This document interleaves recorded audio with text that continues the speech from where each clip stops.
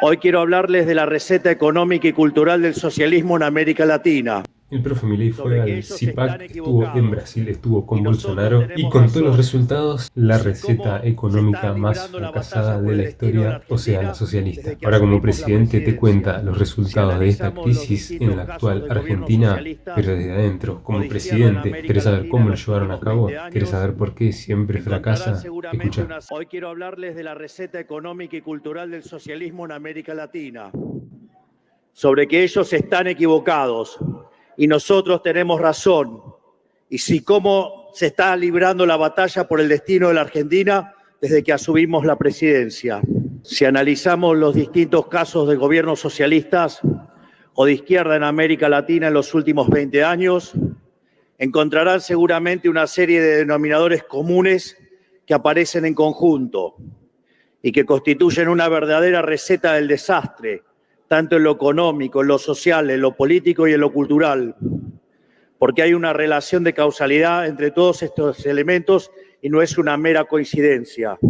En primer lugar, es notable que los socialistas comienzan con un periodo de bonanza económica en un contexto de cuentas públicas ordenadas y precios internacionales de commodities altos. En este primer momento la economía crece, la sociedad gana en poder adquisitivo, el Estado recauda y el Banco Central acumula reservas. Pero los gobiernos socialistas se enamoran de la popularidad generada por la bonanza que heredaron, se asustan de que no vayan a ser eterna y aumentan indiscriminadamente el gasto público para sostenerla. ¿Cómo lo hacen? Subsidiando tarifas y servicios públicos, aumentando el empleo público y repartiendo dádivas de distinto tipo, lo cual etiquetan como inclusión social. Cuando la plata se acaba, empiezan a aumentar los impuestos para recaudar más, pero a costo de contraer la actividad económica y destruir la inversión. A medida que avanza el tiempo, van consumiendo los stocks para solventar una bonanza ficticia que lo único que hace es hipotecar el futuro. El stock se va acabando hasta que en un punto deben recurrir al endeudamiento. Nunca resuelven el problema de fondo, que es el círculo vicioso de expansión del gasto público y el consecuente déficit fiscal. Simplemente buscan distintas maneras de seguir financiándolo. Cuando ya no pueden recurrir a los impuestos o al endeudamiento, recurren al peor de todos los males, que es la emisión monetaria, destruyendo así el valor de sus monedas y condenando a toda la población a la pobreza. En el camino ponen regulación sobre regulación ante cada problema que aparece, con tal de no solucionar el problema de fondo.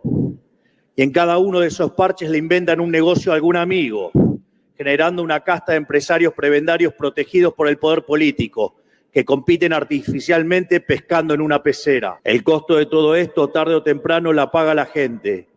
La misma gente que los gobiernos socialistas dicen proteger, pero que realmente quieren esclavizar para conseguir una base de apoyo cautiva que les permita permanecer en el poder. Porque no podemos engañarnos. Lo único que les interesa a los socialistas es el poder por el poder mismo. La consecuencia es que la gente termina pagando en inflación desenfrenada lo que le regalan en subsidios y termina pagando en bienes más caros y de peor calidad la política de protección industrial y manufacturera que los gobiernos promueven para beneficiar a sus amigos. Esta película ya la vimos decenas de veces en toda la región y en el resto del mundo también. No es ni más ni menos que la historia del socialismo del siglo XXI, del que tanto hemos escuchado hablar los hermanos latinoamericanos y que defienden todos los populistas que integran el Grupo Puebla, o que también, digamos, antes se llamaba Foro de San Pablo. No hace falta que les cuente en detalle cómo la aplicación de esta receta del desastre funcionó en la Argentina en los últimos 100 años y en particular en los últimos 20. Alcanza con recordar que tuvimos déficit fiscal 113 de los últimos 123 años, que nuestros políticos irresponsablemente multiplicaron nuestra base monetaria 25.000 trillones de veces en los últimos 70 años. Y esto no es una hipérbole, es un dato duro. Alcanza con recordar que de 1975 para acá, el porcentaje de argentinos por debajo de la línea de pobreza se multiplicó por 10, que tenemos el mismo PBI per cápita que en 2007, y que la economía formal no genera empleo genuino desde hace más de 10 años. Y basta con ver, con mucha bronca, que mientras nosotros nos hundíamos, el resto de los países que tuvieron economías más liberales progresaron. Pero aún así, dentro de lo que es el derrotero de casos de estudio del socialismo latinoamericano, la catástrofe argentina puede ser tomada como un caso intermedio. La pregunta es ¿por qué? Porque por más que lo intentaron, nunca lo lograron llevar el programa socialista a sus últimas consecuencias, porque nunca pudieron terminar de subyugar a la sociedad, porque encontraron un límite en un pueblo rebelde que vela por su propia libertad, que protege con uñas y dientes su propiedad de las garras confiscadoras de los políticos y que se resiste a ser dominado. Aquí está la explicación, creo, de que la Argentina sea tan elegida entre quienes escaparon del socialismo en la región, a pesar de que prosperar en la Argentina en los últimos 15 años sin tener privilegio ha sido imposible. Porque uno puede entender fácilmente que haya 500.000 venezolanos en Chile, que es históricamente un país con una economía libre, por más de que en los últimos años el modelo que tanto bienestar generó para el común de los chilenos esté siendo cuestionado. Pero en la Argentina, con lo difícil que es, por eso siempre es grato conversar con nuestros queridos residentes venezolanos y constatar que no hay nadie más anticomunista y antikirchnerista en la Argentina que ellos. A la larga, como el socialismo es insostenible y necesariamente fracasa, los gobiernos que resisten en esa senda o terminan siendo rechazados por la sociedad o terminan violando la libertad y jugando con la vida de sus ciudadanos para preservarse en el poder. Una y otra vez la historia demuestra que los mismos que se llenan la boca hablando de la democracia, de pluralismo y de opresión son los que están dispuestos a torcer las reglas e inclusive interrumpir el orden constitucional para trincherarse en el palacio cuando el pueblo reclama un cambio. Miren lo que pasó en Venezuela, que ya no queda un solo gobierno sensato del mundo que no reconozca que es una dictadura sanguinaria. Miren lo que pasó en Bolivia en 2019, cuando Evo Morales se obstinó con un tercer mandato inconstitucional.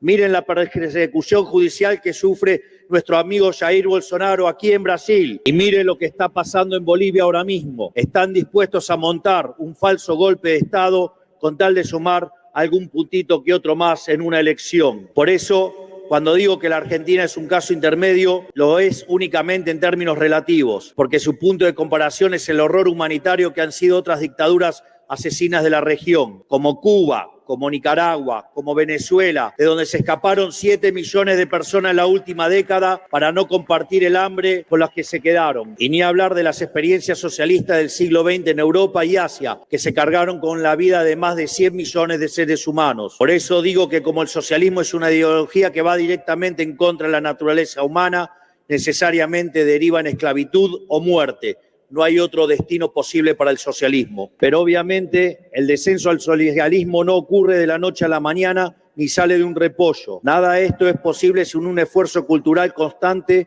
por esmerilar a quienes defendemos el libre mercado, el capitalismo y a los valores que hicieron de la civilización occidental la punta de lanza de la historia del progreso humano. Esfuerzo que lamentablemente muchas personas de poder e influencia en el mundo libre han tomado como dado. Solo fíjense las ideas que defienden muchos organismos supranacionales, las ONG, las instituciones educativas y la industria del entretenimiento y los medios de comunicación. Uno se pregunta, ¿por qué lo hacen? Uno se puede preguntar por qué lo hace, pero uno ya lo vio, uno ya lo experimentó, ya sabe lo que pasa, ya sabe cómo termina.